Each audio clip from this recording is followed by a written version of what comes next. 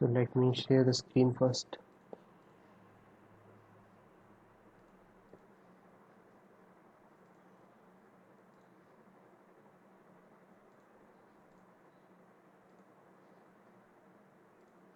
तो पहला question solve किया था हमने।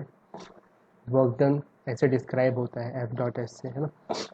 और एफ वेक्टर दिया हुआ है आई कैप जे कैप के कैप के टर्म्स में। बॉडी को डिस्प्लेस किया है R1 से R2 तक। ये भी आई कैप जे कैप और के कैप के टर्म्स में दिए हुए हैं। तो हमें वर्क निकालना है, बस एफ डॉट एस करना है यहाँ पे। एफ तो एज इट इज़ दिया ही हुआ है क्वेश्चन में।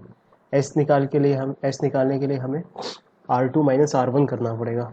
तो R2 माइनस R1 करके निकाल लिया और फिर एफ के साथ उसका डॉट प्रोडक्ट ले लिया, सॉल्व कर दिया। डॉट प्रोडक्ट में क्या, आई कैप और आई कैप वाले कोफिशिएंट को मल्टीप्लाई करते हैं, जे और जे वाले को मल्टीप्लाई करते हैं और के वाले को करते हैं। तो के वाला तो ज़ीरो था यहाँ पे, तो यहाँ फाइनली -8 और ऐसा यूनिट में आंसर लिख दिया जूल में। फिर अगला सवाल आ गया हमारे सामने कि find the angle between A vector and B vector. ऐसे दिया हुआ है A vector is 2i cap plus J cap minus K cap. नहीं, ये ज़ीरो नहीं है, ये तो हमने कुछ डिस्क्राइब करने के लिए बनाया था वहाँ पे। And B vector is I cap minus K cap. तो डॉट प्रोडक्ट से एक चीज़ हमें पता रहती है कि A dot B is nothing but A B cos theta. तो कॉस थीटा को हम अगर सारी ये सब्सटीट्यूट कर दें, ए सब्सटीट्यूट कर दें, बी सब्सटीट्यूट कर दें, तो कॉस थीटा निकल के आ जाएगा। वही किया यहाँ पे।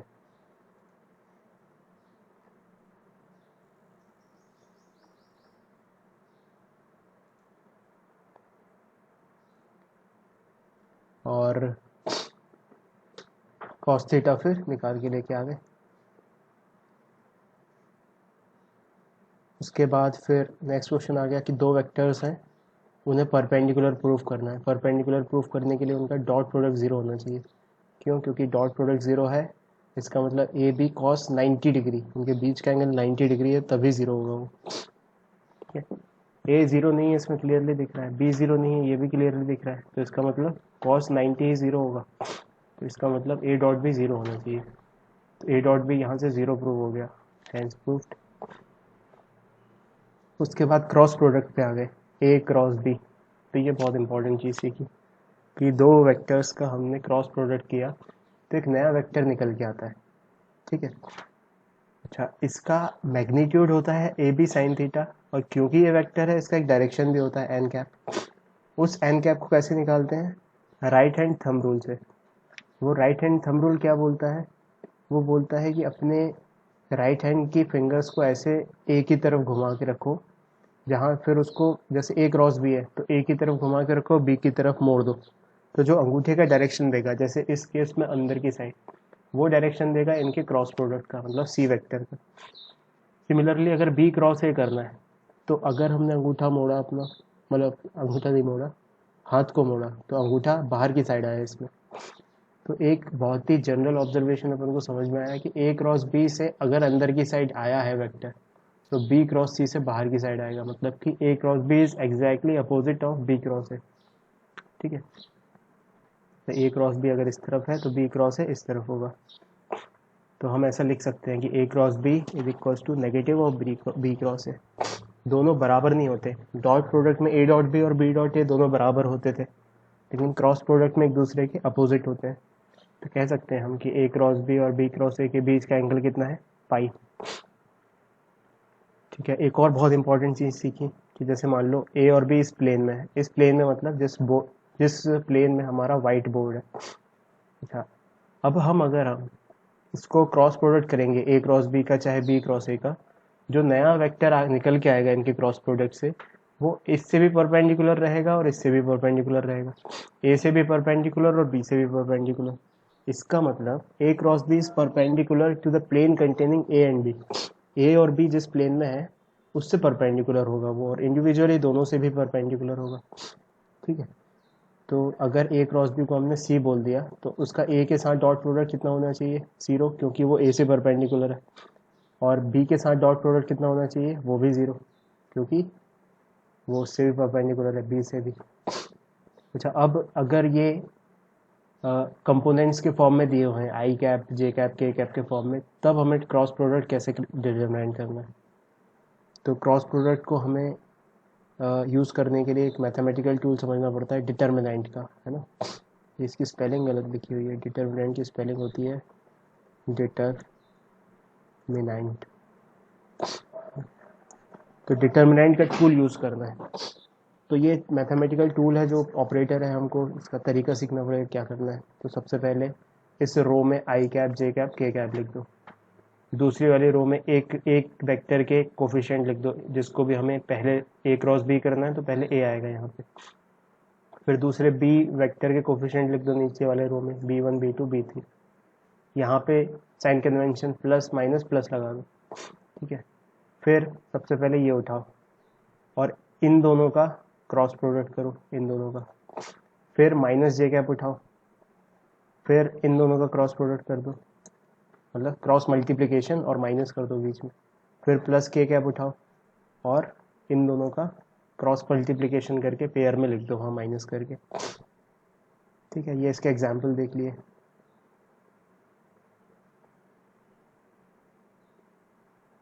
ठीक है।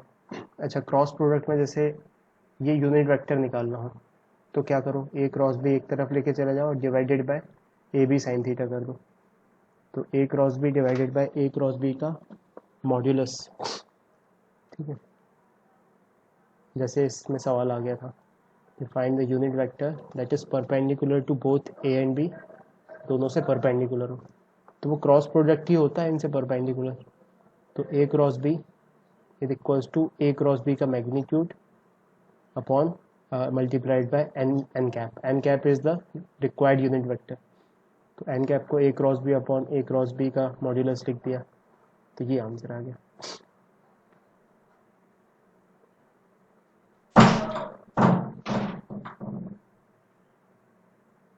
ठीक है, फिर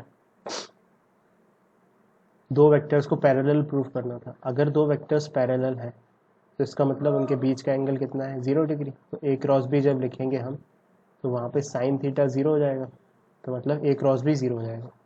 तो ए क्रॉस बी प्रूफ करना है हमको, कुल मिला के अगर दोनों को पैरेलल प्रूफ करना है तो ए क्रॉस बी निकाल लिया यहाँ से डिटर्मिनेंट वाले से, डिटर्मिनेंट से निकाला और वो 0 आ गया, हैंस प्रूफ्ड, ठीक है। उसके बाद ए क्रॉस बी का जो मैग्नीट्यूड होता है वो एरिया ऑफ द पैरेललोग्राम बनता है। कौन सा पैरेललोग्राम, ए और बी को मिला के एडजेसेंट साइड से अगर पैरेललोग्राम कंप्लीट कर दिया तो इस चीज़ का area will be the magnitude of A cross B, है ना, ये बात। तो इसके बेसिस पे एक सवाल कर लिया, बताओ इसका पैरेललोग्राम का एरिया कितना होगा। तो 80 into 100 into sine 30, 4000 metre square. फिर नेक्स्ट क्वेश्चन में एक फोर्स दिया हुआ है और डिस्क्राइब किया हुआ है कि जो टाउ वेक्टर है, टॉर्क वेक्टर है, that is R cross F. तो आर क्रॉस एफ किया, सब दिया हुआ है, आर और एफ सब कुछ दिया हुआ है, तो बस क्रॉस प्रोडक्ट निकाल दिया वहाँ पे। फिर उसके बाद एक और क्वेश्चन देख लिया कि ए प्लस बी का हमें कंपोनेंट निकालना है, एक तो एक्स एक्सिस के अलाउंग और एक सी वेक्टर के अलाउंग। सी वेक्टर दिया हुआ है सवाल में, ठीक है। तो ए प्लस बी भी दिया, ए और बी भी दिया हुआ है, तो सबसे पहले ए प्लस बी निकाला, मतलब अब इस वेक्टर का हमें कंपोनेंट चाहिए एक्स एक्सिस के अलाउंग। तो क्लियरली दिख रहा है कि 3 यूनिट्स होगा because this is 3i cap. अच्छा, दूसरे में पूछा है कि सी वेक्टर के अलोंग निकालना है, इस वेक्टर के अलोंग। अब ये तो एक्स वाई, ये तो एक्स और वाई के बीच में आ रहा है सी वेक्टर, तो इसको कैसे निकालें, डी डॉट सी, इस जो ए प्लस बी वाला वेक्टर है उसको डी वेक्टर बोल दिया। D dot C will be D C cos theta, और कंपोनेंट क्या है, कंपोनेंट है D cos theta, we need to calculate D cos theta. तो मतलब हमने यहाँ पे डी कॉस थीटा निकालना है। D cos theta will be D dot C divided by C का मैग्नीट्यूड, तो वो 1/√2 आ गया, ठीक है। इसके बाद होमवर्क था एक्सरसाइज, तो 1 बाय 1 मुझे बताते जाओ कौन सा क्वेश्चन सॉल्व करूँ मैं यहाँ पे। सबसे पहले इसका सबसे पहले नाम है आमोक।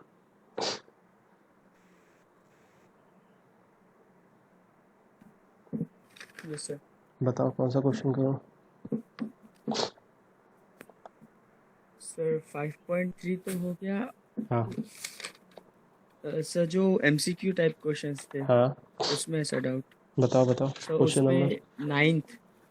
9th, the magnitude of the vector product of the two vectors a and b may be। Sir sir 9th में मेरे को भी था। हाँ, तो ऐसे अपन कॉमन लेके सब के पूछते जाते हैं और जो कॉमन डाउट होगा वो बताते जाना, तो मुझे क्लियर हो जाएगा कि क्या डाउट था। तो सबसे पहले अपन देख रहे हैं, देखो सब लोग, एक्सरसाइज का 9th क्वेश्चन।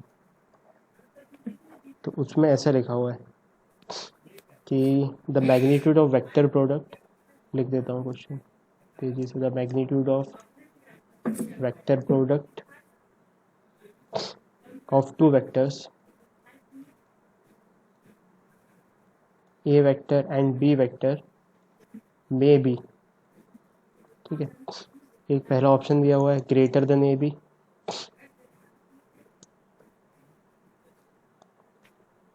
बी ऑप्शन दिया हुआ है इक्वल टू ए बी,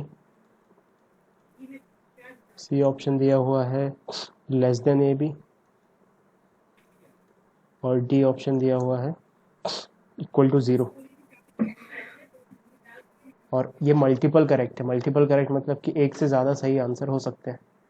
तो क्वेश्चन को पढ़ा अपन ने बारीकी से, तो बोला है कि क्या magnitude of vector product, vector product मतलब कि क्रॉस प्रोडक्ट की बात कर रहा है ना। तो सबसे पहले तो सोचा बैठ के कि क्रॉस प्रोडक्ट का मैग्नीट्यूड क्या होता है। तो क्रॉस प्रोडक्ट का मैग्नीट्यूड होता है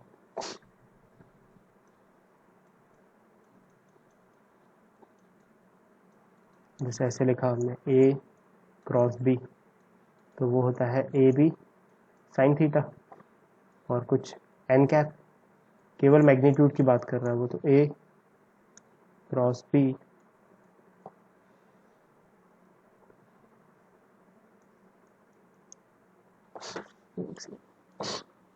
मैग्नीट्यूड की बात कर रहा है वो, तो ए क्रॉस बी का magnitude is nothing but A B sine theta. ठीक है, मतलब इस पे फोकस करना है अब हमको। तो एक चीज़ मैं तुम्हें बताता हूँ, साइन थीटा है ना, जो साइन थीटा होता है इसकी वैल्यू हमेशा -1 और 1 के बीच में होती है। ये बात पता है? ये बात कितने लोगों को पता है कि sign theta is always between -1 and 1। 1 से ज़्यादा कभी नहीं देखी होगी तुमने वैल्यू। ठीक है, तो क्लियरली ये जो ए बी है, इसमें क्या मल्टीप्लाई हो रहा है, एक 1 से छोटी क्वांटिटी, या मैक्सिमम केस में 1 हो सकती है। तो इसकी मैक्सिमम वैल्यू कितनी हो सकती है, A B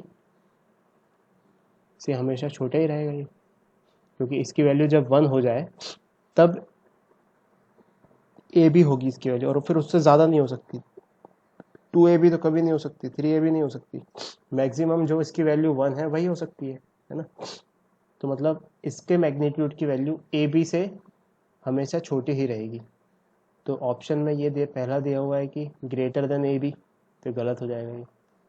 equal to A B, हाँ हो सकती है, क्योंकि एक सवाल में मे बी दिया हुआ है, may be equal to A B, तो दूसरा ऑप्शन सही है। लेस देन ए बी हो सकती है, हाँ, साइन थीटा की वैल्यू 1/2 हो जाए तो हो सकती है। इक्वल टू 0 हो सकती है, बिल्कुल हो सकती है जब थीटा 0 डिग्री हो जाए। तो इसका आंसर हो जाएंगे बी सी डी। समझ में आया ये आमोद एंड नवींद्र?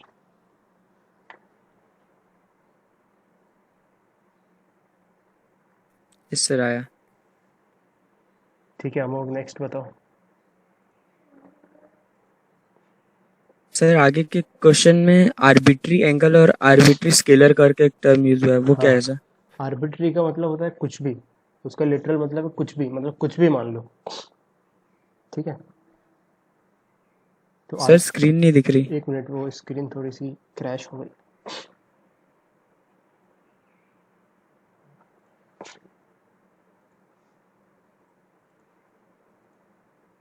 तो जहाँ पे भी आर्बिट्री वर्ड आ जाए, आर्बिट्री का वर्ड का मतलब होता है कुछ भी, एनीथिंग, कुछ भी मान लो, जो भी तुम मान सकते हो। जैसे उसने कहा आर्बिट्री थीटा एंगल है, तो आर्बिट्री थीटा मतलब वो कुछ भी हो सकता है, वो 30 डिग्री हो सकता है, 60 डिग्री हो सकता है, ऐसा। तो कुछ भी मान के तुम सॉल्व कर सकते हो, है ना, या कुछ रैंडम वेरिएबल थीटा मान के भी सॉल्व कर सकते हो। ठीक है, नेक्स्ट क्वेश्चन बताओ। 1 मिनट, स्क्रीन तो दिख ही नहीं रही।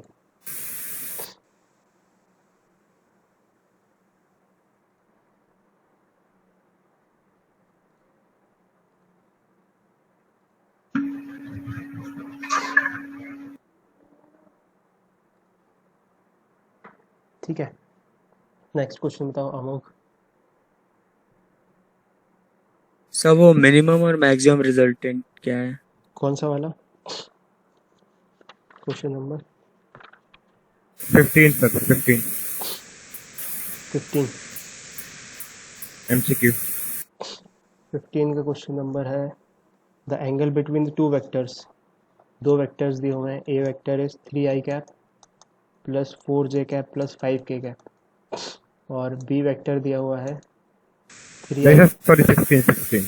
16। 16 देखो। Maximum and minimum value of the resultant of two forces acting at a point are 7 Newton and 3 Newton respectively। तो बोल रहा है कि दो फोर्सेस हैं, टू फोर्सेस आर एक्टिंग, और उनकी मैक्सिमम वैल्यू बन रही है 7 न्यूटन और मिनिमम बन रही है 3 न्यूटन।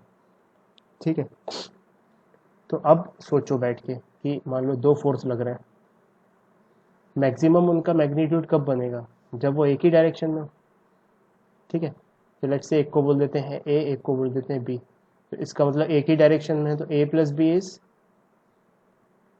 7, और मिनिमम तब बनेगा जब दोनों अपोजिट डायरेक्शन में हो, है ना। तो यहाँ पे बोल देते हैं a माइनस बी इज 3। तो इन दोनों को सॉल्व कर लो, a plus B is equal to 7 and a minus B is equal to 3। तो उसने क्या पूछा है, छोटा वाला कौन सा है? तो छोटा वाला बताना है अपन को, b बताना है। दोनों को सब्सट्रैक्ट कर दो, तो 2b इज इक्वल्स टू 4। तो यहाँ से b आ गया 2 न्यूटन। तो इसका आंसर हो जाएगा 16 का c। आया ये समझ? मैक्सिमम का मतलब कि अगर दोनों सेम डायरेक्शन में लगेंगे इकट्ठे तभी मैक्सिमम रिजल्ट प्रोड्यूस होगा, और मिनिमम कब प्रोड्यूस होगा? जब दोनों एक दूसरे को कैंसिल कर रहे होंगे, है ना। तो एक है 2 और दूसरा क्या है? दूसरा है 5। तो 5 और 2 एक साइड लग गए तो फिर 7 हो जाएगा, और अपोजिट साइड लग गए तो 3 हो जाएगा। ठीक है, आया समझ में ये अमोक? ये सर आगे।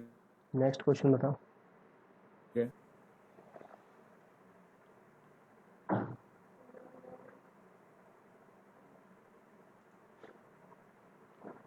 Amok, next question. Yes, sir बस मैं सर अभी तक तो जितने क्वेश्चंस किए इतने ही डाउट थे। ठीक है, गुड। अक्षत तुम बताओ कोई question. 23 unit vector parallel to the resultant of. सब लोग 23 पे फोकस करो। बोल रहा है unit vector parallel to the resultant of A और बी का रिजल्टेंट का अलोंग अपन को यूनिट वेक्टर बताना है। ए सवाल में दिया हुआ है 4i cap minus 3j cap, और बी दिया हुआ है 8i cap plus 8j cap, 8i cap plus 8j cap. बोल रहा है इनके रिजल्टेंट के अलोंग, इसके अलोंग अपन को यूनिट वेक्टर बताना है। तो 4 और 8 कितना हुआ? 12i कैप माइनस 3 और 8 प्लस 5j कैप। तो इसके अलोंग यूनिट वेक्टर बताना है। तो अब किसी भी वेक्टर इस दुनिया में कोई भी वेक्टर x वेक्टर है, उसके अलोंग यूनिट वेक्टर क्या होता है? अपन कोई भी वेक्टर x वेक्टर को कैसे लिखते हैं? उसका मैग्नीट्यूड मल्टीप्लाइड बाय उसका यूनिट वेक्टर। तो unit vector is what? Unit vector is that vector divided by उसका मैग्नीट्यूड। ठीक है, तो अगर हमें ये लेट्स से सी वेक्टर के अलोंग यूनिट वेक्टर निकालना है, तो उस यूनिट वेक्टर क्या होगा? 12i cap plus 5j cap divided by उसका मैग्नीट्यूड। सी का मैग्नीट्यूड कितना होगा? 12 स्क्वायर प्लस 5 स्क्वायर। 12 5 वो बनाते हैं पाइथागोरियन ट्रिपलेट, तो ये 13 होगा ये। तो आंसर होगा 12i cap plus 5j cap upon 13। ये आंसर होगा। तो इसका आंसर हो गया बी, कि बी ऑप्शन में लिखा हुआ है।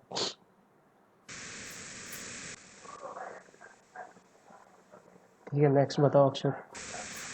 सब्जेक्टिव वाले भी थे, क्वेश्चन नंबर 4 नहीं बना। क्वेश्चन नंबर 4 सब्जेक्टिव में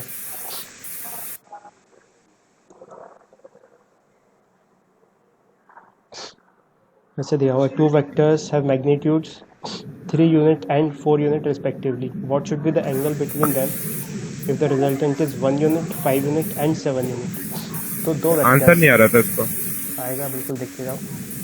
तो दो वेक्टर्स हैं, एक को बोल दो सपोज ए वेक्टर, उसका यूनिट दिया हुआ है, उसका मैग्नीट्यूड दिया हुआ है 3 यूनिट, और दूसरा वेक्टर है बी वेक्टर, लेट्स से उसका दिया हुआ है 4 यूनिट। अब पहला पूछा हुआ है कि इनका मैग्नीट्यूड 1 यूनिट कब होगा। पहला पार्ट ए कि इनका मैग्नीट्यूड 1 यूनिट कब होगा। तो क्लियरली ये दिख रहा है मैक्सिमम कितना हो सकता है, पहले तो ये सोचो बैठ के। इन दोनों का मैक्सिमम हो सकता है 3 + 4 यानी कि 7, और मिनिमम कितना हो सकता है, दोनों का डिफरेंस 4 - 3 दैट इज़ 1। तो मिनिमम कब होता है, मिनिमम जब होता है जब एक दूसरे के एंटी पैरेलल होते हैं, और ये 1 यूनिट दिया है इसमें, मतलब कि मिनिमम है। तो हमारा पहले का आंसर क्या होगा, 4 होगा इधर और 3 होगा इधर, दोनों के बीच का एंगल पाई रेडियन। तो पहले का आंसर हो गया पाई रेडियन। ये समझ में आया। नो सर, एक बार फिर से सुनना है, डिस्कनेक्ट हो गया। देखो उसने क्या बोला है, दो वेक्टर्स का मैग्नीट्यूड दिया हुआ है 3 और 4। वो बोला कि बताओ कि इसका दोनों का रिजल्टेंट 1 कब होगा। तो सबसे पहले तो हमने देखा इन दोनों का रिजल्टेंट मैक्सिमम कब हो सकता है, मैक्सिमम हो सकता है जब दोनों के बीच का एंगल सेम हो, 4 और 3 दोनों एक ही तरफ हो, यानी कि मैक्सिमम हो रहा है 4 और 3 7। और मिनिमम कब हो सकता है, जब 4 इस तरफ हो और 3 इस तरफ हो, यानी कि 1। ये समझ में आ रहा है। Yes sir. तो 1 यूनिट दिया हुआ है कि 1 यूनिट कब हो जाए इसका रिजल्टेंट, तो वो तभी हो सकता है जब मिनिमम हो, या मतलब कि दोनों एक दूसरे को काट रहे हो, इसका मतलब कि पाई रेडियन। तो पहले का आंसर हो गया पाई रेडियन। एंगल पूछा हमने, है ना। दूसरा पूछा है 5 यूनिट कब होगा। तो 5 यूनिट ना तो 7 ना तो 1, इनके बीच में कुछ है। तो ठीक है, लिख देते हैं हम फॉर्मूला। a + b का जो मैग्नीट्यूड है वो होता है a² + b² + 2ab cos theta का रूट। तब a² क्या है, a² है 3², b² क्या है 4² + 2 3 4 cos थीटा। ठीक है, ये किसके बराबर होना चाहिए, ये होना चाहिए a + b का मैग्नीट्यूड दिया हुआ है 5। तो इसको फर्दर सॉल्व किया, दोनों साइड स्क्वायर कर दिया, तो यहाँ का 25, यहाँ से रूट हट गया, 9 + 16 इज 25 + 2 × 3 6 6 4 = 24, ये हो गया 24 cos थीटा। ठीक है, तो यहाँ से 25 से 25 कट गया, ठीक है, तो 0 आ गया। Is equals to 24 cos theta. तो यहाँ से क्या आया, cos theta is 0। cos theta 0 कब होता है, व्हेन थीटा इज π/2 रेडियन। तो इसका आंसर हो गया π/2। ये आया समझ में।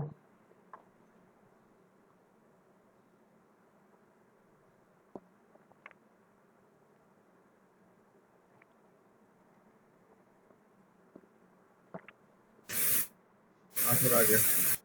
तीसरा बहुत इजी, तीसरा बोला 7 यूनिट होगा। तो 7 यूनिट दिख ही रहा हो, तो कि 3 और 4 दोनों एक तरफ हो तभी 7 निकल के आएगा। तो कितना होना चाहिए आंसर, इन दोनों के बीच का एंगल जब दोनों पैरेलल हैं तो 0 डिग्री। तो इसका आंसर हो जाएगा 0, सी का।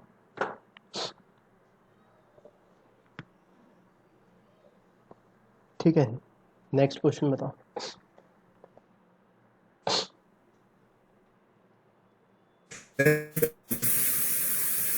कौन सा वाला। इतने ही है सर अभी मेरे को। ठीक है, नेक्स्ट दिव्या।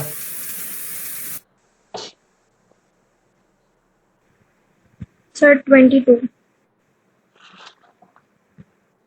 22 क्वेश्चन पे फोकस करो सब लोग। ऑब्जेक्टिव वाला ना।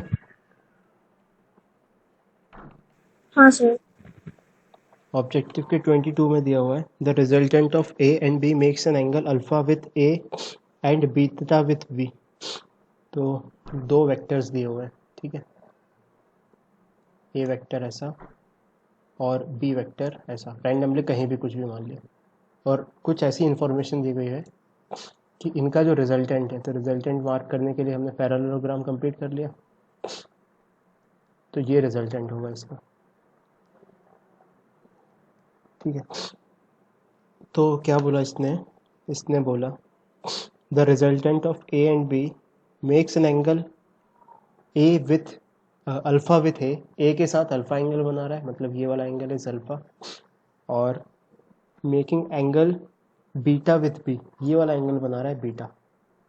ठीक है, तो ये बोल रहा है कि देन इनमें से कौन सा ऑप्शन सही होगा।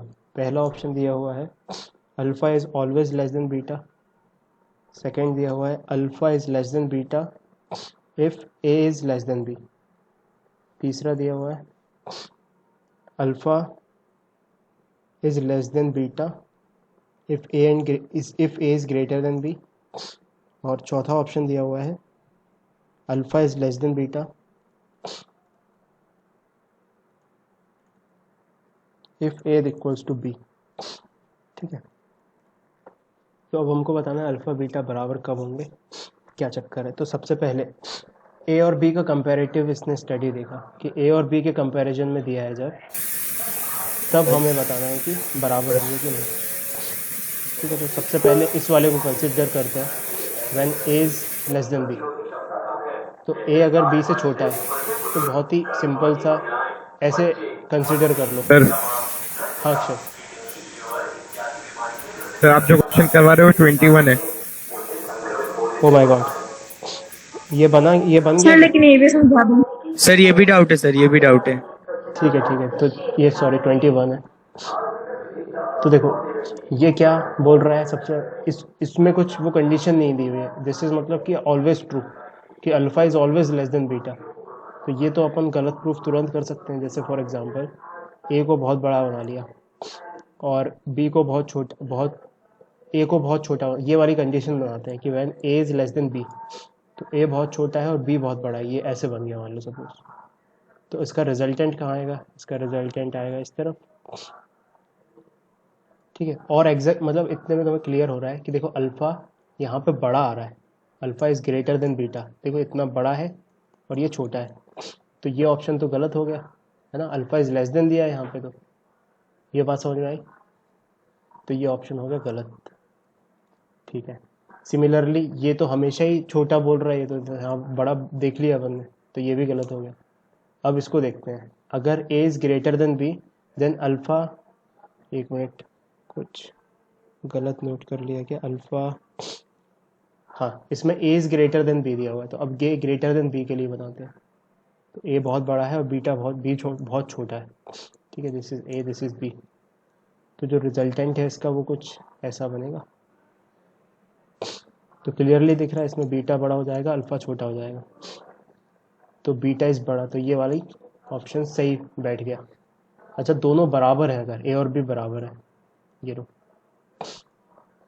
तो बराबर है, तो ये क्या बनेगा, ये तो इस केस में 90 डिग्री वाले केस में स्क्वायर बन जाएगा, लेकिन मान लो ऐसे बना दिया हमने, दोनों बराबर है, तो फिर ये रोम्बस जैसा बनेगा जब हम उसको कंप्लीट करेंगे।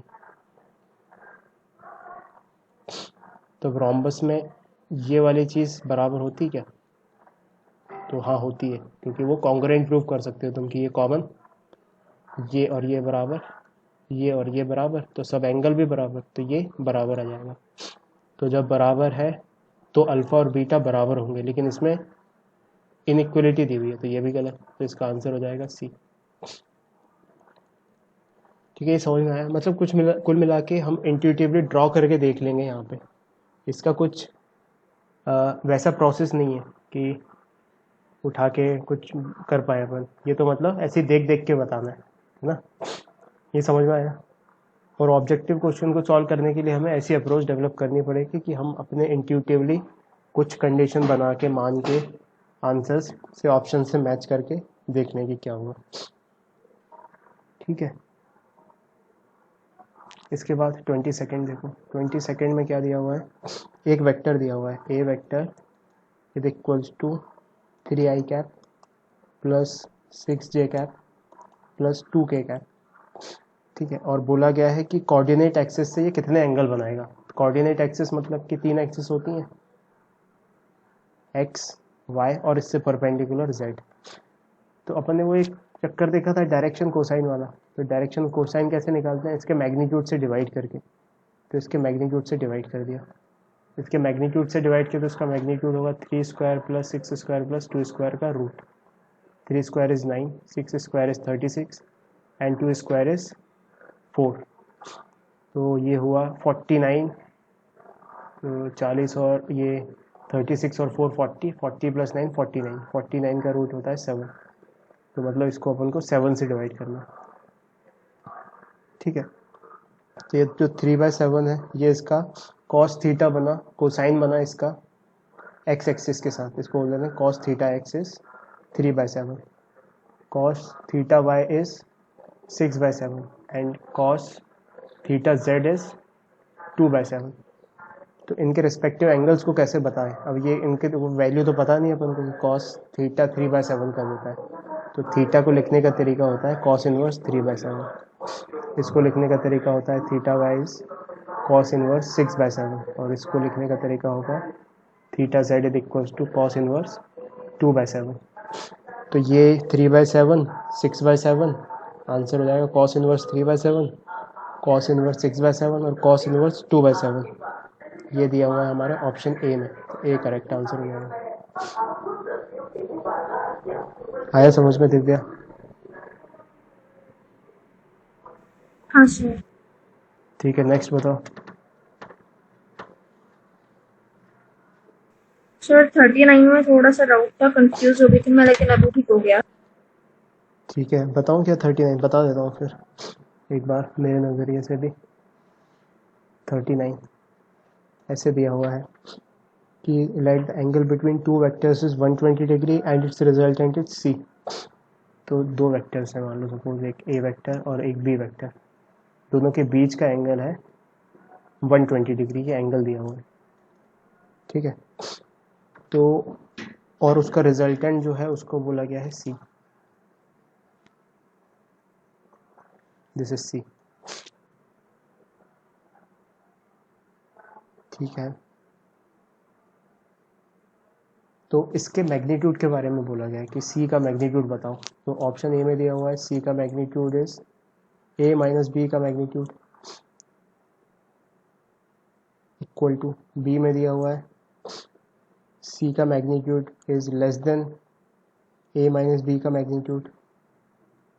तीसरा दिया हुआ है सी का magnitude is greater than A minus B का मैग्नीट्यूड. और सी का मैग्नीट्यूड ऐसे इसमें लिखा हुआ है may be equal to, may be equal to मतलब हो सकता है कभी कभी. तो सबसे पहले तो इसको अपन ए प्लस बी का मैग्नीट्यूड लिख लेते हैं. ए प्लस बी का मैग्नीट्यूड लिखा तो वो होगा A square plus B square plus 2ab cos 120 degree. Cos 120 degree की वैल्यू होती है माइनस साइन 30 डिग्री, है ना. तो ये हुआ A square plus B square plus 2a cos 120 degree की वैल्यू लिखी हमने. तो इट विल बी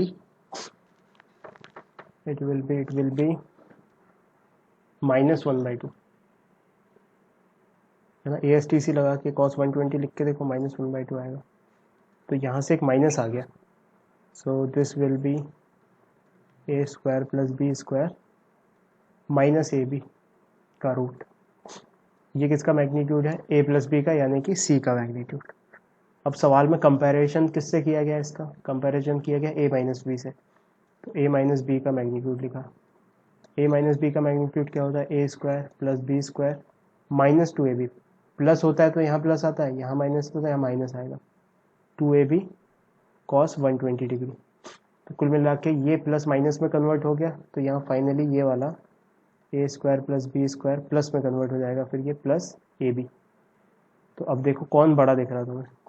तो अब जो ये वाली चीज़ है इसमें ये दोनों टर्म्स तो सेम है, लेकिन यहाँ पे माइनस हुआ है और यहाँ पे प्लस हुआ है. तो a माइनस बी का modulus is greater than a plus B का मॉड्यूलस, है ना. और ये सी है, तो c is greater than a minus B. तो आंसर क्या हो जाएगा? सी वाला. ये आया दिव्या समझ में? क्या कंफ्यूजन हो रहा था इसमें? हाँ सर. सर वो मे बी और मस्ट बी में. अच्छा, तो देखो मे बी का मतलब कि हो सकता है कभी कभी इक्वल हो जाए. मतलब जैसे फॉर एग्जांपल हो सकता है यहाँ पे कुछ 120 ना देते हुए थीटा दिया होता वेरिएबल, तो यहाँ पे थीटा आता है ऊपर वाले में भी, तो ये दोनों ए स्क्वायर प्लस बी स्क्वायर जब बराबर हो सकते थे जब theta zero cos theta zero हो जाता, तो फिर अपन मे भी चिपका देते वहाँ पे, लेकिन यहाँ पे तो एग्जैक्ट वैल्यू दी हुई है, इस वजह से एग्जैक्टली इक्वल टू लगाना पड़ेगा या ग्रेटर देन। ठीक है, नेक्स्ट क्वेश्चन। सर इतने ही डाउट्स थे मेरे अभी तक। ठीक है, नेक्स्ट हर्षिता।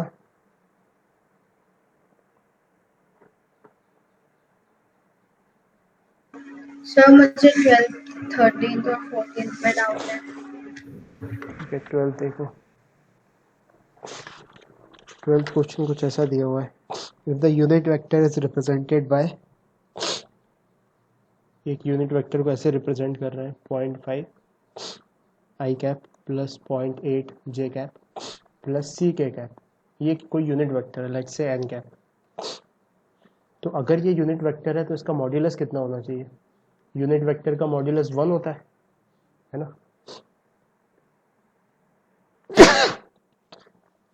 तो यूनिट वेक्टर का अगर मॉड्यूलस 1 है तो इसका मॉड्यूलस लिखते हैं अपन 0.5 स्क्वायर प्लस 0.8 का स्क्वायर प्लस सी का स्क्वायर। इसका रूट किसके बराबर होना चाहिए? 1 के बराबर। दोनों साइड स्क्वायर कर दिया तो इसका स्क्वायर कितना हुआ? 0.25। 0.8 का स्क्वायर हुआ 0.64 plus C square is equal to 1। अब 0.25 और 0.64 को ऐड किया, 5 और 4 9, 2 और 6 8, 0.89। तो सी स्क्वायर इज 1 माइनस 0.89, क्योंकि ये ऐड होके इस तरफ चले गए, तो सी square is 0.11। when you subtract 1 minus 0.89 it will come out to be 0.11। तो जो सी निकल के आया है वो रूट 0.11 निकल के आया है, जो ऑप्शन बी में दिया हुआ है। So B is the correct answer. यह आया समझ में हर्षिता? क्या कॉन्सेप्ट यूज करना है यहाँ पे कि यूनिट वेक्टर का मैग्नीट्यूड 1 होता है। Yes sir. सर मुझे एक चीज बस इतना समझना है कि रिजल्टेंट वर्ड समझ नहीं आ रहा है मुझे अच्छे से। रिजल्टेंट मतलब कि जैसे दो वेक्टर्स दिए हुए हैं, ए वेक्टर ए और बी वेक्टर ए, इनका रिजल्टेंट मतलब कि इनका सम है ना। रिजल्टेंट का मतलब होता है कि इनका सम क्या होगा। सो दिस इज द रिजल्टेंट। ये आया समझ में? रिजल्टेंट मतलब कि दोनों को जोड़ दिया तो क्या होगा, तो a प्लस बी का resultant is this is the resultant.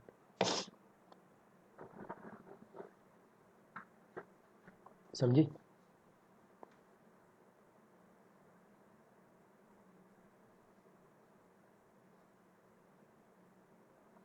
आया समझ में हर्षिता?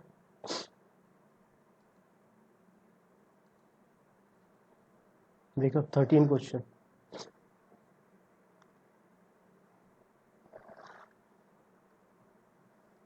थर्टीन क्वेश्चन में two vectors of equal magnitude have a resultant either equal to them then the angle between them will B.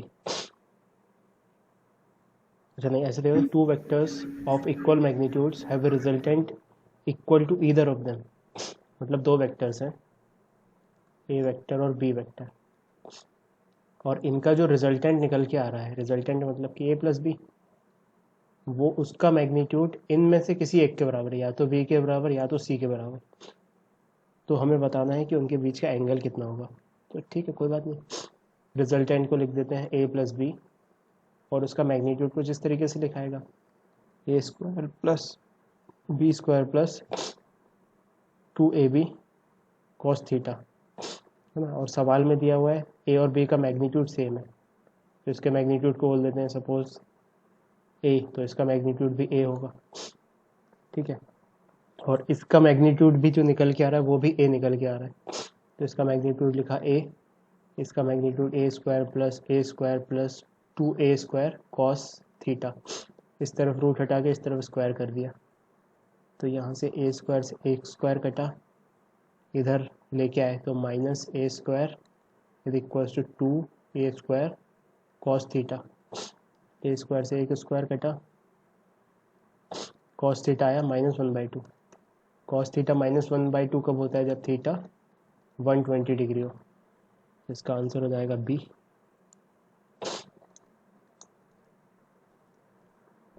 Harshita,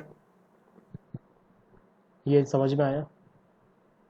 sir Harshita sir क्या बोल रही है? फिर से बोल, रिपीट। समझ नहीं आया। देख इसमें क्या बोला उसने, क्वेश्चन को पढ़ वर्ड बाय वर्ड, कि दो वेक्टर्स हैं जिनका मैग्नीट्यूड सेम है। दोनों वेक्टर्स का मैग्नीट्यूड सेम है, मतलब कि इसका भी मैग्नीट्यूड ए है, इसका भी ए है, और इनका जो रिजल्टेंट आ रहा है उसका मैग्नीट्यूड भी ए है। तो बताना है कि इन दोनों के बीच का एंगल कितना है ना? तो हम क्या ये फॉर्मूला जानते हैं, ए प्लस बी, रिजल्टेंट का एक ही फॉर्मूला जानते हैं बस, और क्या, A square plus B square plus 2ab cos theta. ठीक है, तो अब इस पूरे एक्सप्रेशन में ये रिजल्टेंट का मैग्नीट्यूड है, वो ए है, ए का मैग्नीट्यूड तो ए है, बी का मैग्नीट्यूड भी ए है, यहाँ पे भी ए आएगा, यहाँ भी ए आएगा। तो इस इक्वेशन को सॉल्व करने चले हम, तो इस तरफ क्या आया, लेफ्ट हैंड साइड ए, यहाँ पे अंडर रूट के अंदर क्या आया, A square plus 2a square cos theta. यहाँ तक समझ में आया?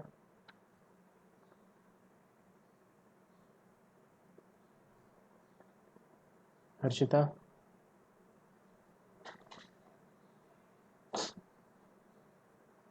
Yes sir. ये समझ में आया? ये कैसे लिखा, ये हमें इंफॉर्मेशन दी हुई है। अब बस इस मैथमेटिकल इक्वेशन को हमें सॉल्व करना है। तो क्या करें सॉल्व करने के लिए? सबसे पहले तो रूट हटाओ। तो रूट हटाया तो इस तरफ स्क्वायर लगाना पड़ेगा, तो इस तरफ स्क्वायर लगा दिया। अब ए स्क्वायर प्लस ए स्क्वायर कितना हुआ, 2a स्क्वायर, और plus 2a square cos square theta. अब 2a स्क्वायर इस तरफ गया तो a square minus 2a square हुआ, तो इस तरफ बचा अपना माइनस a स्क्वायर, और इधर क्या हुआ, इधर हुआ 2a स्क्वायर कॉस स्क्वायर, नहीं सॉरी कॉस थीटा ही है ये, तो कॉस थीटा। तो अब a स्क्वायर से a स्क्वायर कट गया और ये 2 अपॉन में पहुंच गया यहाँ पे, तो कॉस थीटा क्या हो गया, -1/2। अब -1/2 कब होती है कॉस की वैल्यू, जब थीटा 120 डिग्री हो जाए। ये आंसर हो गया। आया भी समझ में? Yes sir yes sir. ठीक है, नेक्स्ट क्वेश्चन बता हर्षिता।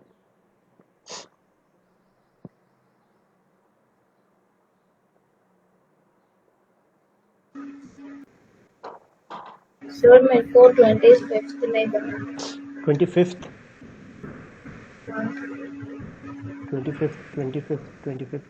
को देखो सब। Two vectors A and B are such that, दो वेक्टर्स दिए हुए हैं ए और B, such that A plus B is equal to C vector, and A square plus B square is equal to C square, ऐसे दिया हुआ है। If theta is the angle between positive direction of A and B, then the correct statement is. तो A और बीच का जो एंगल है, ए वेक्टर और बी वेक्टर के बीच का एंगल, वो थीटा दिया हुआ है। पॉजिटिव मतलब बस ए पॉजिटिव इस तरफ है, बी पॉजिटिव इस तरफ, तो इनके बीच का एंगल थीटा दिया हुआ है। तो इसमें से हमें करेक्ट स्टेटमेंट चूज करना है। ऑप्शन ए दिया हुआ है theta is equal to pi, option B दिया हुआ है theta is equal to 2π/3, option C दिया हुआ है theta is equal to 0, option D दिया हुआ है थीटा इज इक्वल टू 2π, नहीं सॉरी π/2। ये ऑप्शन दिए हुए हैं। दो कंडीशंस दी हुई हैं, A plus B vector is C vector, तो मतलब कि सी वेक्टर कहाँ होगा, सी वेक्टर इन दोनों का रिजल्टेंट है। तो हम रिजल्टेंट वाला फॉर्मूला लगा सकते हैं कि सी वेक्टर का magnitude is nothing but A square plus B square plus 2ab cos theta. ठीक है, दोनों साइड स्क्वायर कर दिया, तो इसका स्क्वायर क्या हो गया, सी स्क्वायर, तो ये लिख दिया C square. C square is equals to A square plus B square plus 2ab cos theta. अब सी स्क्वायर क्वेश्चन में क्या दिया हुआ है, A square plus B square, so this can be written as a square plus b square is equals to a square plus b square plus 2ab cos theta। तो यहाँ a square से a square cut गया, b square से b square cut गया, बचा क्या, 2ab cos theta equal to 0, तो 2ab cos theta equal to 0। a तो 0 है नहीं, हो नहीं सकता, b 0 नहीं हो सकता, 2 तो 0 है ही नहीं, ये पता है हमें, तो इसका मतलब cos theta 0 होना चाहिए। तो यहाँ से हमें समझ में आया कि cos theta equal to 0।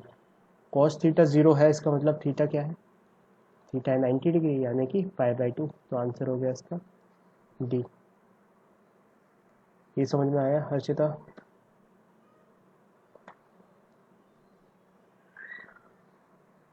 Yes sir. ठीक है, नेक्स्ट क्वेश्चन बताओ। सर और इसके बाद में से एक मिनट, हाँ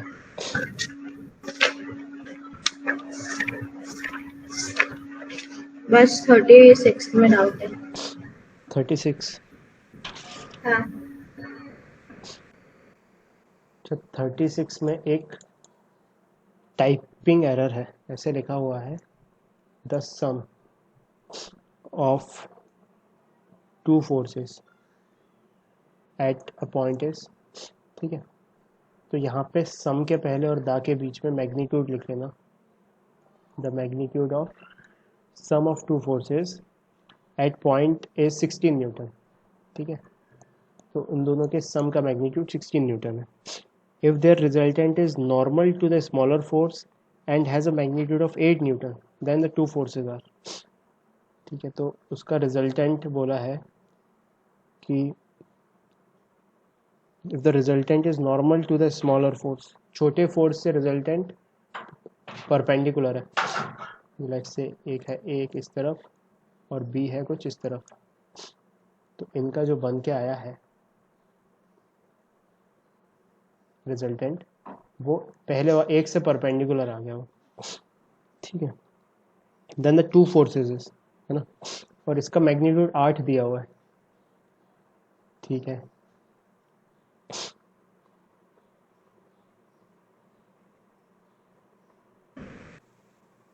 if the resultant is normal to the smaller force and has a magnitude,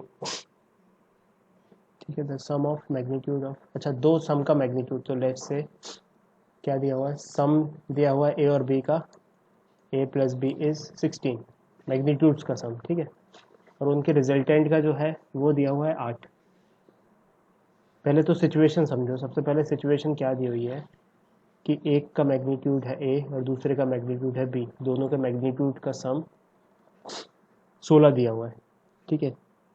और उसके बाद अब पता नहीं, मतलब हो सकता है एक 8 हो दूसरा 8 हो, या एक 10 हो दूसरा 6 हो, एक 12 हो दूसरा 4 हो, कुछ भी हो सकता है ना।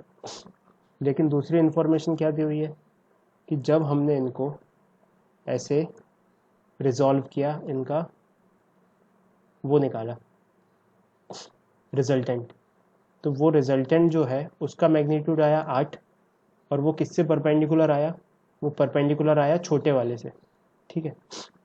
तो अपन एक काम करते हैं, सबसे पहले ए को मान लेते हैं लेट्स से x, तो b क्या होगा 16 माइनस एक्स, तो a को मान लिया छोटा वाला that is x and this is 16 minus x, ठीक है। और इस एंगल को कोई भी इस वाले एंगल को, ये वाले एंगल को थीटा मार्क कर लेते हैं, ठीक है। तो अब इस वेक्टर और इस वेक्टर का रिजल्टेंट इसके अलॉन्ग है, मतलब हम अगर इस b को रिजॉल्व करेंगे, this is our a and this is our b, तो b के दो तरफ कंपोनेंट आएंगे, एक इस तरफ और एक इस तरफ।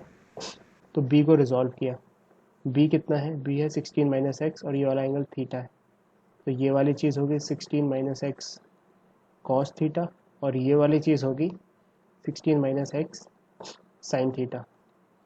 ये यहाँ तक समझ में आया?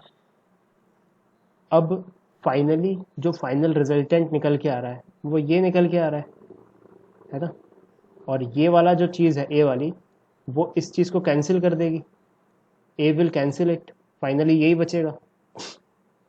मतलब मैंने क्या किया मोटे तौर पे कि इस वेक्टर को उठा के इन दो वेक्टर्स से रिप्लेस कर दिया, तो अब ये वेक्टर इज नथिंग बट ये दो वेक्टर्स, ठीक है। और एक वेक्टर दूसरा वेक्टर एक इधर भी है, तो फाइनली इनका इसका रिजल्टेंट, फाइनली इस चीज़ का जो रिजल्टेंट है वो ऊपर की तरफ है। इसका मतलब ये दोनों एक दूसरे को कैंसिल कर रहे होंगे, ये दोनों एक दूसरे को कैंसिल कर रहे हैं और ये ही निकल के 8 आ रहा है, ठीक है। तो ये वाली चीज़ 16 minus x sine theta will B 8 और 16 minus x cos theta will B x, क्योंकि ये x है, ये देखो x माना है यहाँ पे, तो इक्वेशन क्या बनेगी यहाँ पे 16 minus x sine theta is equals to 8 and 16 minus x cos theta is equals to x.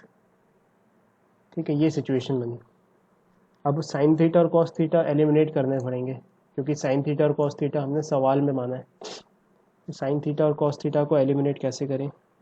तो साइन थीटा और कॉस थीटा को देखो ऐसे एलिमिनेट किया जाएगा। यहाँ से हमने साइन थीटा को ये लिखा 8/16 माइनस एक्स, और यहाँ से साइन कॉस थीटा को लिखा x/16 माइनस एक्स। अब इन दोनों का स्क्वायर का सम 0 होता है। ठीक है, identity sine square plus cos square is equals to 1। तो इन दोनों का स्क्वायर 1 है, मतलब कि इन दोनों का स्क्वायर का सम भी 1 होगा। तो इसका मतलब 8/16 माइनस एक्स का whole square plus x/16 minus x का whole square is equals to 1। तो फर्दर इसका स्क्वायर कितना हुआ 64। अपॉन में कॉमन चीज़ है वो राइट हैंड साइड पहुंच जाएगी। इसका स्क्वायर कितना हुआ एक्स स्क्वायर। तो 64 square plus x square is equals to denominator common और वो इधर आके मल्टीप्लाई हो गया 16 माइनस एक्स का होल स्क्वायर। अब ये इक्वेशन सॉल्व करेंगे तो एक्स की वैल्यू निकल के आएगी। तो करते हैं solve. 64 plus x square is equals to 16 का square 256 plus x square minus 2ab, ये हो गया 32x। ठीक है, यहाँ से एक्स स्क्वायर से एक्स स्क्वायर कट गया, 32 को इधर लेके आए 32x, 64 को इधर लेके आए तो 256 में से माइनस हुआ 256 माइनस 64, 256 माइनस 64 किया तो यह 2, 5 में से 6 गया 9, 192। तो 32x इज इक्वल्स टू 192। तो x की वैल्यू कितनी आई 192/32। इसको किया 2 से सॉल्व तो 16, इसको किया 2 से, 2 में 2 9 से 18 और 12 96। फिर 2 से किया 16 6 आ गया, ये 16 6 96 होता है। तो x की वैल्यू कितनी हो गई 96, मतलब सॉरी 6, x हो गया 6। तो x माना था एक वेक्टर को, दूसरे वेक्टर को 16 माइनस एक्स माना था, तो ये हो गया 6, तो 16 माइनस एक्स हो गया 10। तो आंसर लिखेंगे हम 6 और 10 आंसर है। ऑप्शन किस में दिया हुआ है ये ए में, तो ए आंसर होगा इसका। मैथमेटिक्स को भूल जाओ, ये वाला कॉन्सेप्ट समझ में आ गया अगर ये वाला, तो मतलब आ गया सवाल समझ में। ये समझ में आ रहा है? सिचुएशन उसने ऐसी दी, एक बार फिर से मैं एक्सप्लेन करता हूँ। सिचुएशन ऐसी दी कि एक वेक्टर और दूसरे वेक्टर का मैग्नीट्यूड ऐसा बन के आ रहा है कि वो पहले वेक्टर से परपेंडिकुलर है। तो जैसे ही परपेंडिकुलर दिमाग में आया, हमने सोचा अगर परपेंडिकुलर डायरेक्शंस में कंपोनेंट्स ले लिए जाए तो बात बन सकती है। तो ये वाला वेक्टर तो ऑलरेडी परपेंडिकुलर है रिजल्टेंट से, तो कोई दिक्कत नहीं। हमने इस वाले वेक्टर के कंपोनेंट्स ले लिए, एक इस तरफ और एक इस तरफ। रिजल्टेंट कहाँ निकल के आ रहा है इस तरफ, तो इसका मतलब ये एक दूसरे को काट रहे होंगे। तो लिख दिया यहाँ पे, एनलिस्ट कर दिया कि 16 माइनस एक्स, ये वाला एंगल थीटा माना था, तो ये हो गया 16 माइनस एक्स कॉस थीटा, और परपेंडिकुलर कंपोनेंट हो गया 16 माइनस एक्स साइन थीटा। इसका रिजल्टेंट 8 दिया हुआ है, मतलब 16 minus x sine theta is 8 and 16 minus x cos theta is x, क्योंकि वो x माना है हमने सवाल में। तो अब इन दोनों की इक्वेशन बना दी ऑन द फ्लोर। अब इक्वेशन बना दी अगर, तो अब साइन थीटा तो हमने कुछ भी आर्बिट्री एज्यूम किया है, उसकी वैल्यू तो हमें पता नहीं, लेकिन हमें तरीका पता है कि उसको एलिमिनेट कैसे कर सकते हैं। साइन थीटा को एक तरफ लेके गए, कॉस थीटा को एक तरफ लेके गए, दोनों का स्क्वायर 1 होता है ना। फिर उसके बाद क्वाड्रेटिक इक्वेशन बन गई, सॉल्व कर दिया, एक्स की वैल्यू आ गई। ये बताओ समझ में आया? ये एकदम 100% क्लैरिटी के साथ समझ में अभी नहीं आया होगा, बट ये चीज़ हम आगे करने वाले हैं बहुत, तो इसको ज़रूर अपने सॉलिट्यूड में गहराई से बैठ के, जब तुम खाली बैठे हो तब सॉल्व करना। हाँ नवीन। अच्छा ठीक, नहीं फिर रिकॉर्डिंग देख लेंगे। कौन सी, किस चीज़ की रिकॉर्डिंग? सर मैंने सोचा इसको एक और बार समझ लेते क्योंकि एकदम क्लैरिटी से पूरा नहीं आया। हाँ नहीं, मैं एक और बार समझाता हूँ, एक बार और मैं तुम्हें समझाता हूँ कि किया क्या है हमने। देखो सिचुएशन ऐसी थी कि एक वेक्टर ऐसा दिया हुआ है और दूसरा वेक्टर ऐसा दिया हुआ है, इनका रिजल्टेंट निकल के आ रहा है और वो भी दिया हुआ है कि एक से परपेंडिकुलर है।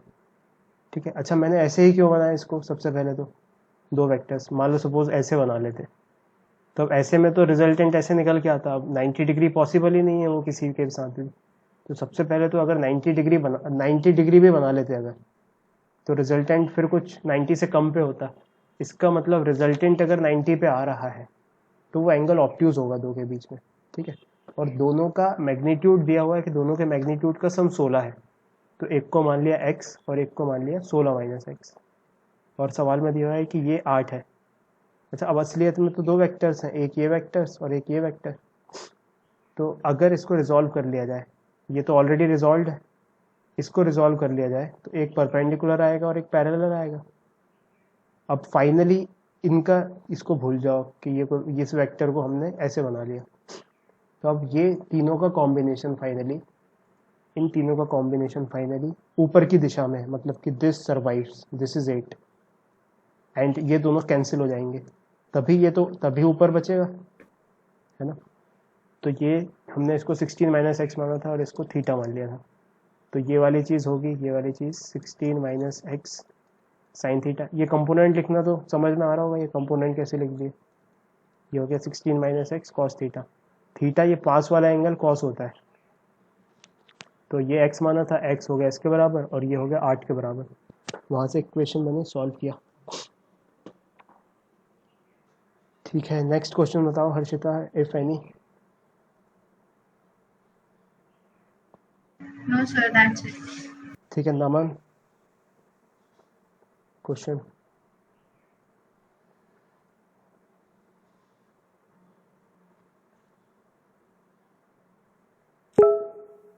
अच्छा, नमन तो गूंगा है। Question number 31 and 32 match the column, और बाकी सब क्लियर होगा। 31 और 32 पे पहुंचते हैं।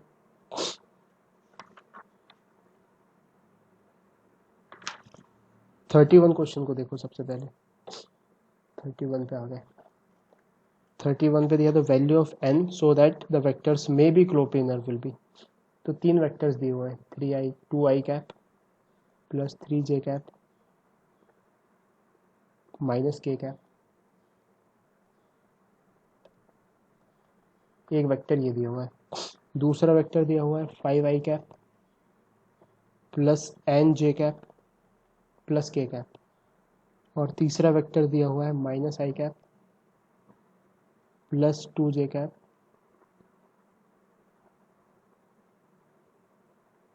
Plus 3k cap. हमें n की वैल्यू बतानी है, ध्यान से देखना नमन इसे। हमें n की वैल्यू बतानी है so that these will be coplanar, ये तीनों कोप्लेनर हो जाए। लेट्स से ये a वेक्टर है, ये b वेक्टर है और ये c वेक्टर है, ये तीनों कोप्लेनर हो जाए। कोप्लेनर का मतलब एक ही प्लेन में आ जाए। अगर ये a है, ये b है, तो ये एक ही प्लेन में तीसरा c वेक्टर आ जाए। एक ही प्लेन में मतलब कि मान लो सपोज जिस वाइट बोर्ड में हम लिख रहे हैं उसी प्लेन में आ जाए तीनों। तो अब सोचो इसको बैठ के हम मैथमेटिकली क्या ट्रांसफॉर्मेशन लगा सकते हैं। ये मान लो हमने, सर, हाँ क्वेश्चन में ए वेक्टर में 2k है, -2k ए वेक्टर में कैप। -2k है। एक बार अच्छे से देखना, मेरे में 2 ही लिखा हुआ है। अच्छा सॉरी, हाँ सही, एकदम सही बोल रही दिव्या, -2k कैप, यहाँ पे -2k कैप है। ठीक है, वापस आ जाते हैं क्वेश्चन पे। तो अब मैथमेटिकल ट्रीटमेंट इसका ऐसे कर सकते हैं, इसको बहुत गौर से देखो कि मान लो इन दो वेक्टर्स का b और c का क्रॉस प्रोडक्ट लिया, तो उसका cross product out of the plane आएगा। c क्रॉस b किया तो वो आउट ऑफ द प्लेन आएगा। आउट ऑफ द प्लेन मतलब a से परपेंडिकुलर, ये समझ में आ रहा है। c cross b is perpendicular to a, तो मतलब c क्रॉस b का अगर हमने a के साथ डॉट ले लिया तो उसकी वैल्यू 0 आनी चाहिए।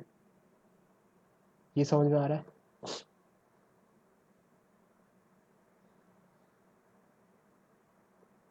है ना, कि हमने c क्रॉस b लिया और a की वैल्यू उसको डॉट लगा दी उसके आगे, क्योंकि ये वाला जो वेक्टर बन के आया है ये c और b से प्लेन से बाहर निकल गया, मतलब तीनों से परपेंडिकुलर, तो उसका a के साथ डॉट प्रोडक्ट लिया तो 0 हो गई।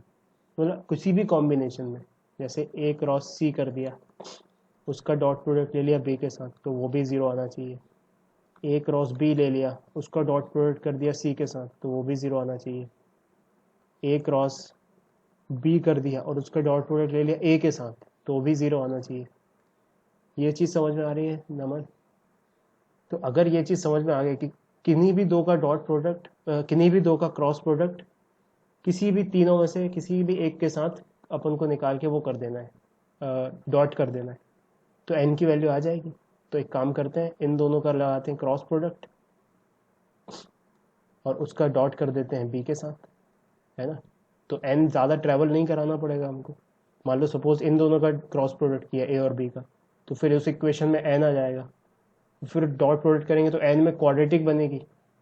लेकिन अगर इन दोनों का क्रॉस प्रोडक्ट कर दिया तो एक तो क्रॉस प्रोडक्ट हमें जो वैल्यू देगा वेक्टर की उसमें एन नहीं आएगा, और फिर इसके साथ जब डॉट करेंगे तो सिंपल एक एन आएगा, एन की पावर 1, डायरेक्ट आंसर आ जाएगा। तो हम करते हैं A cross C dot B is equals to 0। तो हमारा पहला काम है ए क्रॉस सी निकालना। तो निकालते हैं A cross C. A cross सी निकालने के लिए क्या किया, डिटर्मिनेंट बनाया, आई जे के। ए दिया हुआ है 2 3 माइनस 2, 2 3 माइनस 2। बी दिया हुआ है 5, सॉरी सी लिखना है -1 2 3। Sign convention plus minus plus, I cap किया यहाँ पे, 3 इंटू 3 9, माइनस माइनस 4, तो 3 9 प्लस 4, माइनस जे कैप, 2 इंटू 3 6, फिर -2, -1 इंटू -2 इज 2, तो 6 -2, प्लस के कैप यहाँ पे 2 इंटू 2 4, -3, तो 4 -3 7। तो ये निकल के आया अपने पास 13 आई कैप, -6 में से 4 क्या, -4 जे कैप प्लस 7 के कैप। ये आ गया हमारे पास ए क्रॉस सी। अब इसका डॉट प्रोडक्ट करना है बी के साथ, ए क्रॉस सी डॉट बी। तो ए क्रॉस सी लिखा यहाँ पे 13 आई कैप -4 जे कैप प्लस 7 के कैप। इसका डॉट करना है बी के साथ। बी किधर है, बी है 5 एन और K, 5 I cap N J cap plus K cap. और ये वाली चीज़ कितनी आनी चाहिए, ये आनी चाहिए 0। तो करा solve, 13 into 5 65, -4 into n -4n, plus 7 into 1 plus 7 equals to 0। 65 plus 7 is 72, 72 minus 4n is equals to 0। तो यहाँ से 4n इज इक्वल्स टू 72। तो n की वैल्यू कितनी आ गई, 72/4 दैट इज 18। तो 18 ऑप्शन में दिया हुआ ए, तो इसका आंसर हो जाएगा।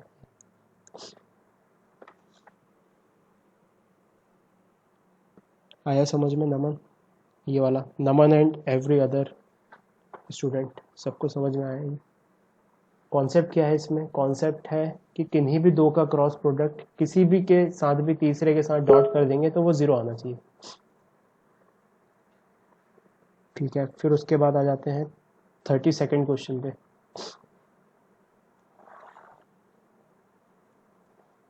अच्छा, जिन लोगों ने क्वेश्चन ये सॉल्व नहीं किए हैं और फिर भी एक्सप्लेन हो जा रहे हैं, तो खुद से करके देखना। मतलब अब तुम्हें एक हिंट मिल गया यहाँ पे, अब तुम जब खुद से सॉल्व करोगे तो तुम्हें बनने चाहिए। और फिर अगर मान लो सपोज उसमें कुछ डाउट हो रहा है तो फिर खोल के वीडियो देख लेना, एक्सप्लेन हो जाएगा। उसके बाद आ जाते हैं 32 पे। अब A and B are 2 vectors, A और बी 2 वेक्टर्स हैं। एक वेक्टर है ए वेक्टर और बी वेक्टर है B vector. Then the value of ऐसे पूछा गया है कि ए क्रॉस बी, नहीं सॉरी, ए प्लस बी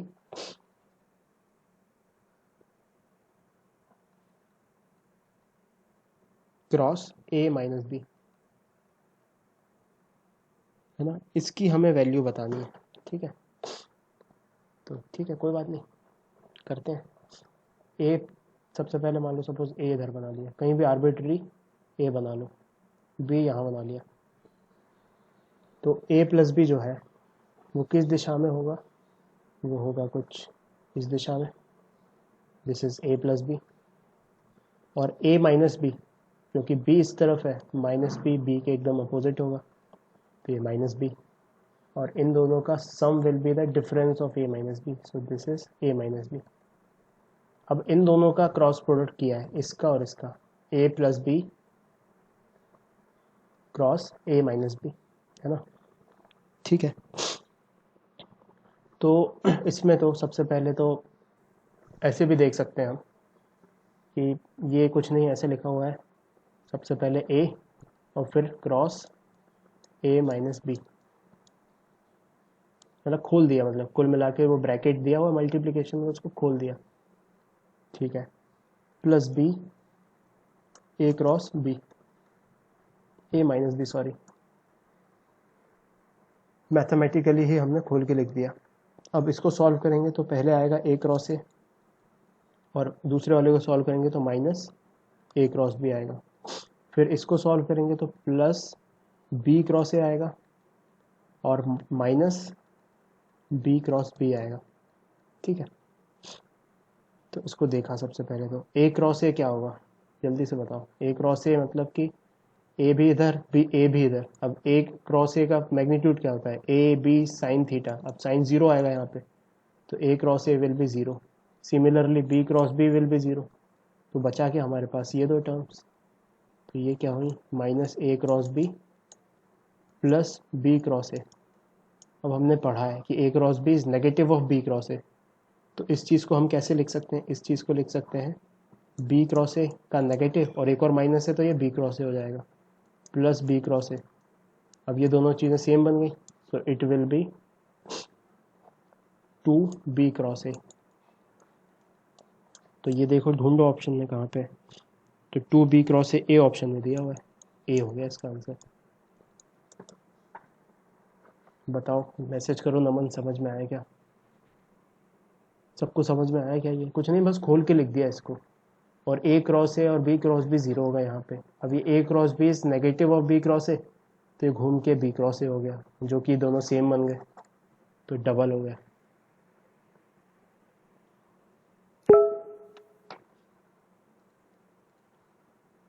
ठीक है, फिर उसके बाद मैच द कॉलम पे आ जाओ। मैच द कॉलम दिया हुआ है, कॉलम 1 गिव्स सम इक्वेशन और column 2 gives some values corresponding to that. तो कॉलम 1 दिया हुआ है और कॉलम 2 दिया हुआ है। ऑप्शन ए में ऐसा दिया हुआ है, a क्रॉस b का modulus is equals to a dot b का मॉड्यूलस। ऑप्शन बी दिया हुआ है, a cross b is equals to b cross a। तीसरा दिया हुआ है, a plus B is equals to a minus B का modulus.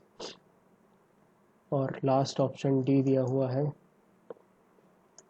a plus B is equals to C vectorially और मैग्नीट्यूड वाइज भी, कि a प्लस बी का जो मैग्नीट्यूड है, नहीं मैग्नीट्यूड में इंडिविजुअल मैग्नीट्यूड, a वेक्टर का मैग्नीट्यूड प्लस b वेक्टर का magnitude is equal to c vector का मैग्नीट्यूड। और कॉलम 2 में angle between a and b दिया हुआ है, angle between a and b। पहले में दिया हुआ है p 0, दूसरे में दिया हुआ है q π/2, तीसरे में दिया हुआ है r π/4, और चौथे में दिया हुआ है s 3 π/4। तो स्टेप बाय स्टेप चेक करते जाते हैं। यहाँ पे a cross b is equals to a dot b, मतलब ऐसा दोनों का मैग्नीट्यूड बराबर हो जाए। तो देखो इसका मैग्नीट्यूड क्या होता है, इसका मैग्नीट्यूड होता है a b sine theta cross product का, और डॉट प्रोडक्ट का क्या होता है a b कॉस थीटा। तो ये दोनों बराबर कब होंगे, जब साइन थीटा और कॉस थीटा बराबर हो जाए। साइन थीटा और कॉस थीटा बराबर कब होते हैं, जब थीटा की वैल्यू होती है 45 डिग्री π/4। तो a का आंसर क्या हो गया, r, दिस इज a, है ना। मतलब ऐसे लिखेंगे आंसर्स को, यहाँ पे लिख देते हैं ए का answer is corresponding to R. ठीक है, फिर दूसरा A cross B is equals to B cross A हो जाए, ऐसा दिया हुआ है। लेकिन हमने शास्त्रों में तो कुछ ऐसा पढ़ा हुआ है कि जो ए क्रॉस बी है वो negative of B cross A होता है। अब हमें कंडीशन क्या दे दी गई, हमें कंडीशन दे दी गई कि A cross B is equals to B cross A. तो ये तभी हो सकता है जब दोनों ज़ीरो हो रहे हैं, मतलब zero equal to minus zero चलता है, तो ज़ीरो हो रहे हो तभी इन दोनों के बीच का एंगल जब ज़ीरो हो तभी ये पॉसिबल है ना। तो बी का आंसर क्या हो जाएगा, पी। तो बी का आंसर हो गया पी। तीसरे में दिया हुआ ए प्लस बी का magnitude is equals to A minus B का मैग्नीट्यूड। तो तीसरा देखा हमने, लेट्स से ये दिया हुआ है ए और ये दिया हुआ है बी।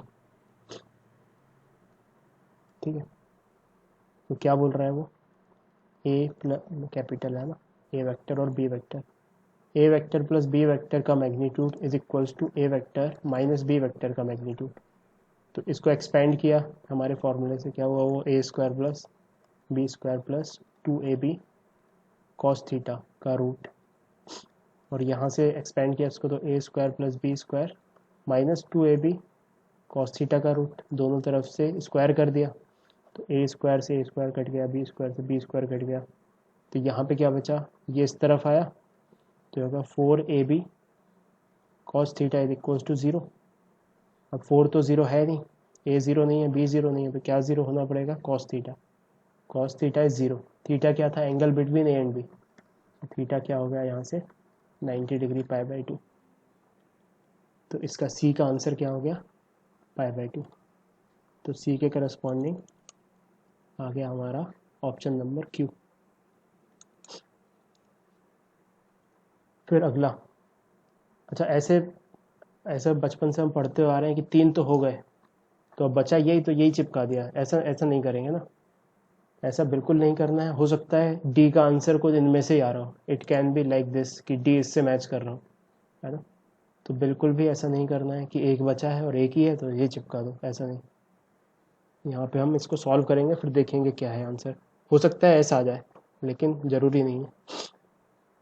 तो डी को देखा, डी वाले ऑप्शन में दिया हुआ है A vector plus B vector is equals to C vector दिया हुआ, और इनके individual magnitude A vector plus B vector के individual magnitude is equals to C का मैग्नीट्यूड। कहने का मतलब ये है कि इसको पहले तो ऐसे सोचो कि वेक्टर सम है ए और बी बल्कि सी बन रहे हैं और उनका मैग्नीट्यूड भी सी के बराबर है जब इंडिविजुअल मैग्नीट्यूड्स को ऐड कर रहे हैं। तो ये तभी पॉसिबल है जब सभी एक ही डायरेक्शन में। ये पॉइंट समझ में आ रहा है, ए भी इस तरफ हो बी भी इस तरफ हो। तो जैसे ए 7 है बी 7 है बी 8 है लेट से, तभी इनके इंडिविजुअल मैग्नीट्यूड बनेंगे 7 और 8 15, तभी पॉसिबल है ये। अगर ए इधर होता 7 और बी इधर होता कहीं पे 8 तब तो ये थोड़ा कम हो के आता, ये 15 नहीं होता, 15 से कम होता ही, समझ रहे हो। तो हमने यहाँ से कंक्लूड किया कि इनके बीच का एंगल कितना है, 0। तो डी का आंसर क्या हो गया, डी का आंसर भी हो गया ये डी के करस्पॉन्डिंग भी 0 है। तो पी का डी का आंसर क्या लिखेंगे, पहला पी, है ना। तो ये इसकी आंसर की हो गई। ऐसे मैच करेंगे आप, हमारे पास ऐसे बबल्स दिए होंगे वहाँ पे ए बी सी डी और यहाँ पे पी क्यू आर एस, तो ऐसे मैट्रिक्स दिया होगा बबल का कि भरो इन्हें बैठ के, ठीक है। तो ए के करस्पॉन्डिंग आर चिपकाना है तो आर को गोला कर देंगे वहाँ पे। बी के करस्पॉन्डिंग पी चिपकाना है तो ये हो गया बी के करस्पॉन्डिंग पी। सी के करस्पॉन्डिंग क्यू चिपकाना है तो ये क्यू हो गया। फिर डी के करस्पॉन्डिंग पी चिपकाना है तो ये हो गया। ऐसे आंसर लगाएंगे इसमें मैच द कॉलम में। एस किसी का आंसर नहीं है तो कोई फ़र्क नहीं पड़ता। ये पहला सही होगा तो 2 मार्क्स मिलेंगे, दूसरा सही होगा तो 2 मिलेंगे, तीसरा सही होगा तो 2 मिलेंगे, ये सही होगा तो 2 मिल जाएंगे, तो 8 मार्क्स मिल जाएंगे टोटल। ठीक है नमन, तुम्हारे क्वेश्चन हो गए। नवीन अब तुम्हारे क्वेश्चन पे आ जाओ।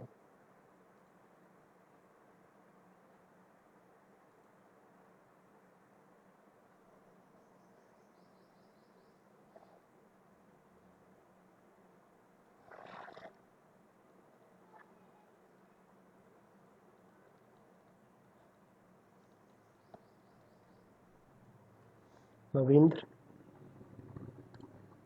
नहीं सर मेरे हो गए डाउट क्लियर, मैं मतलब पूरे नहीं कर पाया था, मैंने 30 तक ही किए थे।